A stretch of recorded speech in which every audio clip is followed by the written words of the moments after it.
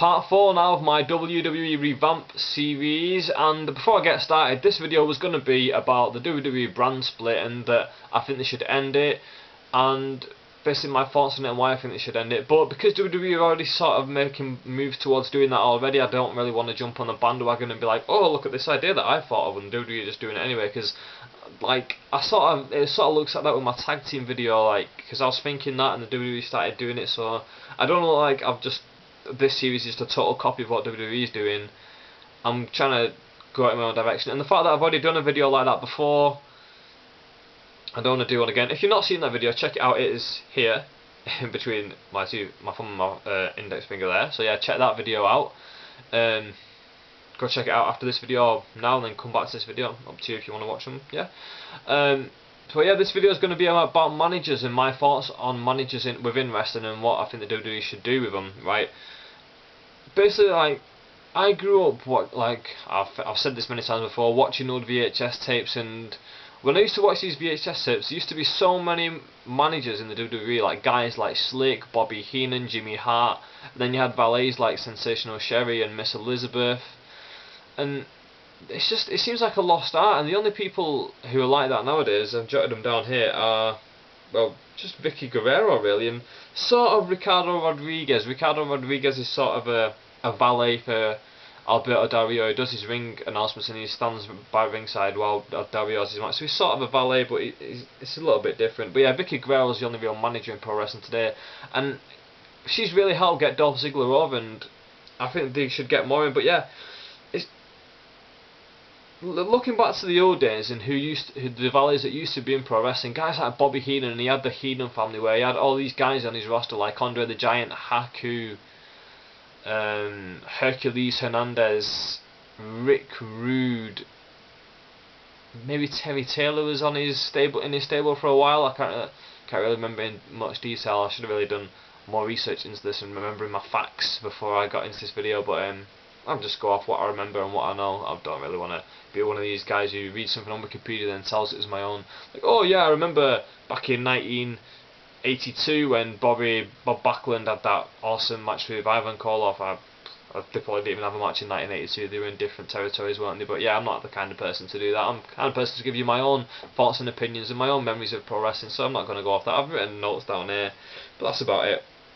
So then you had like Mr. Fuji and Jimmy Hart with the Hart Foundation, and Sherry who'd help get guys over, and I think it's a proper lost art, and WWE just missing out on so much, because like managers are good for like lots of things. They're good for both on screen and off screen. Like on screen, they can like add to storylines, they can get involved in matches, they can make people fall out, like what we see now with Dolph Ziggler and Jack Swagger. Their entire storyline is based around the fact that Vicky Guerrero is Dolph's manager and that Jack Swagger wants her to be his manager, so it's sort of adding a bit of rivalry there, and they can add storylines like that, or they can get people over by doing all the mouth work basically, and like doing all the talking for that wrestler. Like that's how she's really helped to get Dolph Ziggler over, because Dolph's not a good talker. Vicky does more, like 95% of his talking for him, probably more percentage than that, probably like 99% of all of his talking Vicky Guerrero does for him. It really helps him get over. A lot of people say, oh, Vicky Guerrero, she's not good for the business, she should be out of the business because she just desecrating Eddie Guerrero's name, and I don't believe that for 1 second. She's not harming Eddie Guerrero's name at all. If Eddie Guerrero was alive, and knowing the kind of wrestler that Eddie Guerrero was and the kind of person that he was, he would be loving the sort of stuff that she does. Not the fact that like they embarrass her all the time. He definitely wouldn't have liked that, but that's not her desecrating her name, that's the WWE, so don't get that mixed up. She's doing a very good job. She's feeding Eddie's kids at the end of the day. You've got to remember that. She's not. It'd be more of a disservice to Eddie if she just sat at home in self-pity and did nothing. Like, that could be perfectly acceptable for a widow to have lost her husband, to just do nothing and be like, oh, I've lost my husband, and be like to depressed to such a point that she doesn't do anything. But Vicky Guerrero's like took the incentive, got a job at the WWE, and she's doing a really good job. She's the most well-known manager in the world of pro wrestling right now, and how much of a better tribute to Eddie Guerrero can she do? Like, she's not going to be an in-ring wrestler, so she's the most famous manager in the world right now. So yeah, she's doing a really good job in the world of pro wrestling, that is. And yeah, So yeah, they can add to storylines. They can like be a mouthpiece, and that's what she's doing for Dolph Ziggler.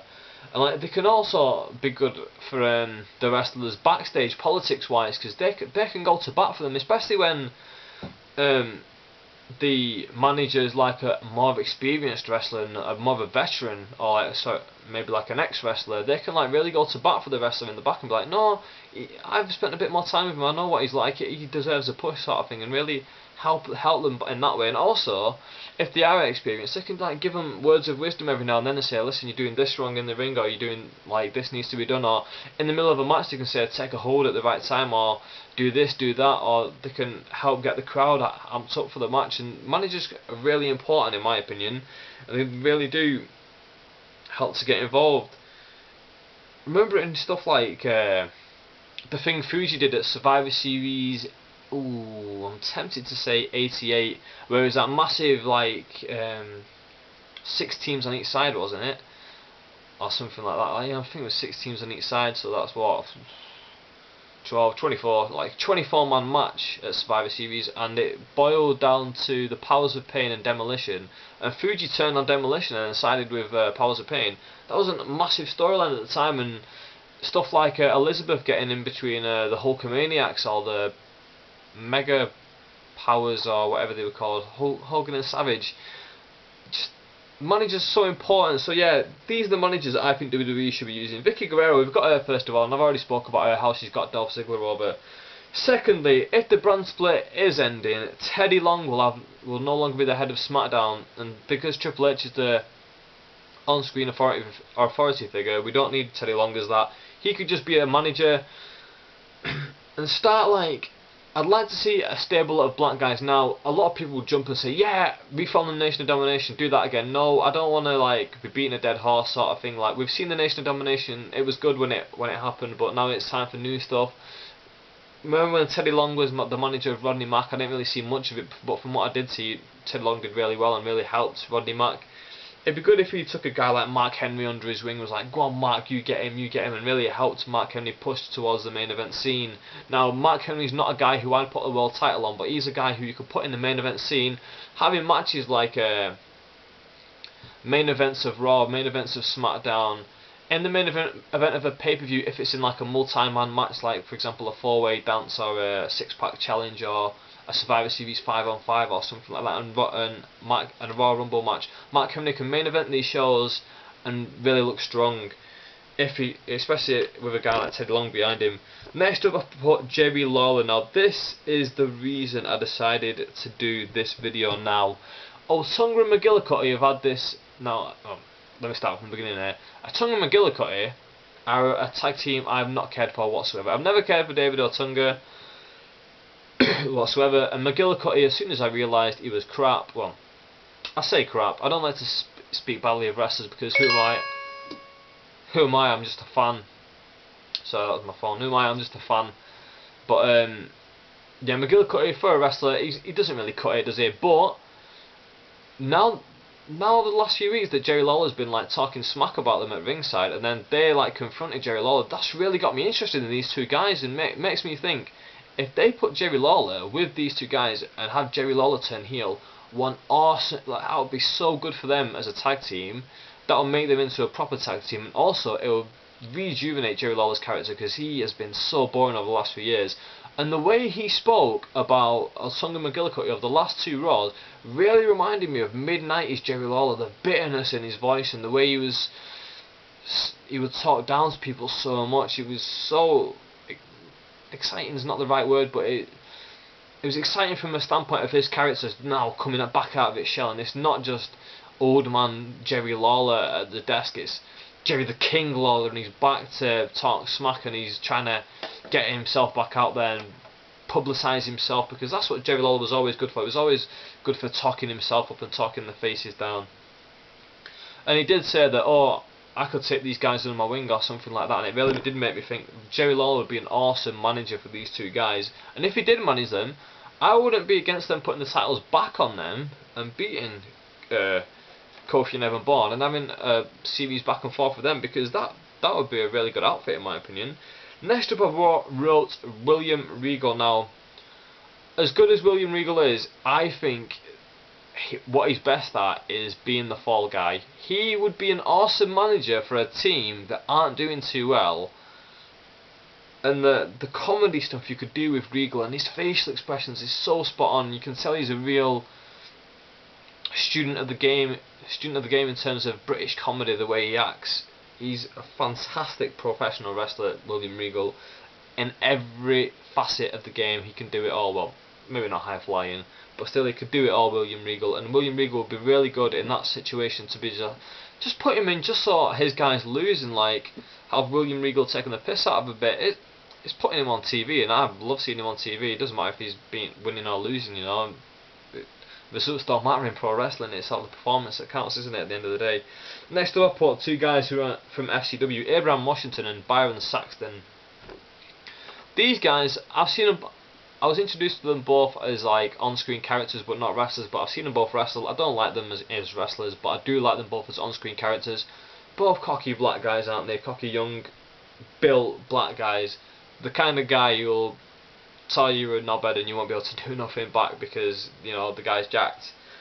These two guys, I like them. I think they could either of them could be managers. They could both be like managers together, sort of thing, like the new age sort of slick, like both of them trying to be like low down and cheap, like sleazy sort of thing. So yeah, I like that. Then we go on to the Valets. We got Kelly. She can just walk down to the ring with anyone, be a pretty face, you know. Sort of like Sunny. Sunny was an amazing valet, the best looking woman I've ever seen. Sunny, you know, you could just. But the difference between Sunny and Kelly was that Sunny got it. Sunny understood what was going on. Kelly doesn't really understand what's going on as much. But she's a pretty face to send out there. Have her be the diva in peril every now and then, where on the outside you got the big muscly bad guy coming up to like, oh hey, and then the face saves him and gets the pop. You got Maurice, she's the total opposite. Maurice sort of gets it. She's a very good heel. She could be the bitch, like, really attractive woman to, again, tell you a knobhead and you just be like, oh, this really attractive woman just called me a knobhead and I can't do anything about it because she's a woman. You know, she's really good looking. She could get involved in matches as a heel. All good stuff there. The Great Khali, now I don't want to see him as a wrestler, I want to see him as an outside enforcer. Just to be there, just to like nail people when the referee is not looking, and then for Jinder Mahal to get a win. I think Khali would be a great manager for Jinder Mahal. But yeah, that's gonna be it for me for now. This video, I've been a bit all over the place, haven't I? I've been reading off a sheet, and I don't like reading off sheets because when I do, my thoughts all get jumbled up a little bit, and like, well, I say reading off a sheet, I've just wrote a few notes. I've literally wrote 3 bullet points and then 4 side notes, or 5 side notes after that. And yeah, I don't like reading off sheets. I don't think I'm going to be writing notes much more again, because yeah, this video's a bit all over the place. But yeah, what do you think of managers? Do you think managers would be good to bring back in? Who are your favourite managers of all time? Personally, I like Bobby Heenan. Again, very good commentator as well. Miss Elizabeth was good. Sensational Sherry was excellent, I thought, as that woman. Again, very good look. Well, underrated in terms of looks wise, I thought. She never gets spoken about like the good looking women in wrestling, but she had an awesome body, Sensational Sherry. And something really sexy about her, wasn't there? But yeah, what do you think of managers in the modern day WWE? Do you think they should have do you not like Vicky Guerrero? Are you one of those people who think that she's taking the piss out of Eddie Guerrero just by being there? How dare she make a living for herself? Yeah, what do you think of managers? What do you think of my video? Do you think they should be bringing managers in, or do you think they don't need managers? Do you think the guy should just have to get over by themselves? If the guy can't get over, then fuck him, release him, bring someone else in who can try and get over himself. With that, I am out. Comment down below and like or dislike and subscribe if you want to. With that, I'm out. Thank you very much for watching.